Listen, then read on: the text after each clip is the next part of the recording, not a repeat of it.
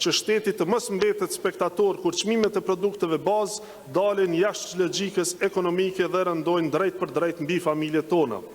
Ky projekt ligj synon të vendosë masa të përkohshme dhe proporcionale për produktet themelore në raste të destabilizimit të tregut, me fokus të qartë në mbrojtjen e konsumatorit dhe interesit publik. Pra kemi të bëjmë me një instrument të jashtëzakonshëm për situata të jashtëzakonshme, jo me një mekanizëm të përhershëm të ndërhyrjes në ekonomi. Për këtë arsye, ky projekt ligj nuk është pra kundër biznesit e as kundër tregut të lirë.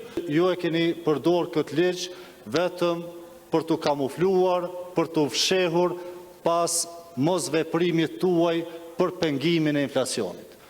Ky ligj, një ndër veprimet kryesore që i parasheh e ka dhe kufizimin e marzhës tregtare. Ne kemi pa se sa efektiv ju keni qenë me parandalu rritjen e çmimeve duke vendos kufi mbi marzhën tregtare.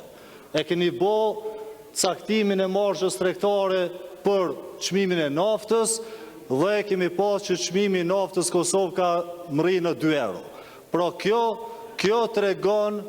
tregon se çka pritet ju me kontrollu çmimet e produkteve tjera me caktim të marzhës tregtare.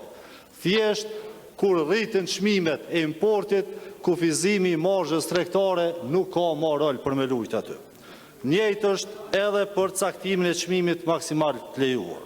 Kjo as nuk ka me mbrojt qytetarin, as nuk ka me mujt me ul çmimet, vetëm se ka me shkaktu një pasiguri të madhe në tregun e Kosovës. Bordi nuk është i pavarur. Ministria e bën komplet rekrutimin dhe propozimin e anëtarëve, edhe kuvendi me shumicë të thjesht e bën vetëm emërtimin. Na nuk jemi një vend enverest me i pas çmimet ose ndërhyrjet në tregun e lirë me anë të një partie.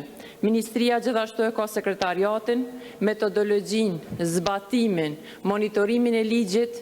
A ka pas ndonjë konsultim me ata që prodhojnë, me ata që furnizojnë?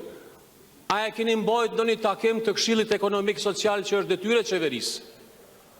Mbi cilën bazë e keni ndërtu këtë strukturë hierarkike të këtij ligji me këto nene, duke e ditur që se keni pyet askënd ata të cilët prekën